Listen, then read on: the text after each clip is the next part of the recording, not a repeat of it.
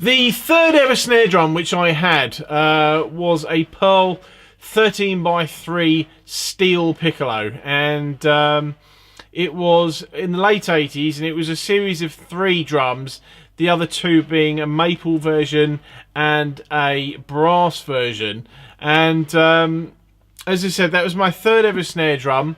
I think the maple was possibly a little later, maybe like the 5th or 6th or something, but I had that drum for a good few years, and then I moved it on. In fact, I moved both of them on. And it was nothing to do with the drum itself. It was more to do with me and the drum and my relationship with it when I played it. I think early on, I started early on when you start playing in in your bedroom and stuff, you don't hit very hard.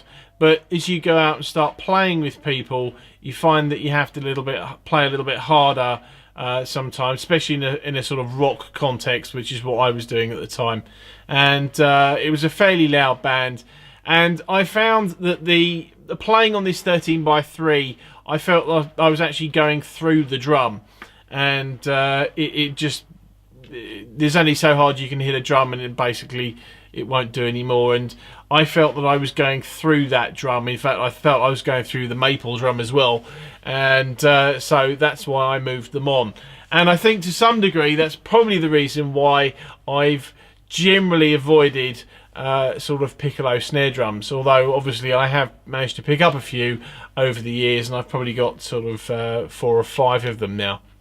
This drum that I have here is I think it was actually classed as a power Piccolo, and it was out as a series of 3 drums, I think it was, under the Kenny Aronoff signature models. This one, which is the 15x4, there was a 14x5.5 and a 14x6.5, I think, as well. So I got this drum in the old Drumright store, which sadly sort of closed down a while back. But I got this when they were at their original location in Reading, and that was, I would guess, 10 or 11 years ago now. In the snare drum rack they had this drum, and it was second hand. I've not played it excessively over the years, but it was a player's drum when I got it, and as you'll probably see a bit later on,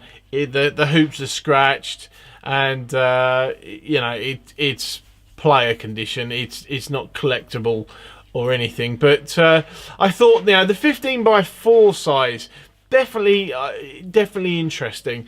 But I actually recently pulled this out, and I think I may have posted a sort of photo or 2 of it when I took it out, and I've kind of refound this drum, and I've tuned it up a little bit, and I found what an amazing drum it is. It's the power Piccolo thing, I think, is definitely not marketing ploy in this instance. It definitely has something, and it's a brass shell, 8 lugs, the Gladstone type throw off there, very dull and interesting butt plate, and it's in this black nickel, Black Beauty finish with all of the nice engraving on it as well.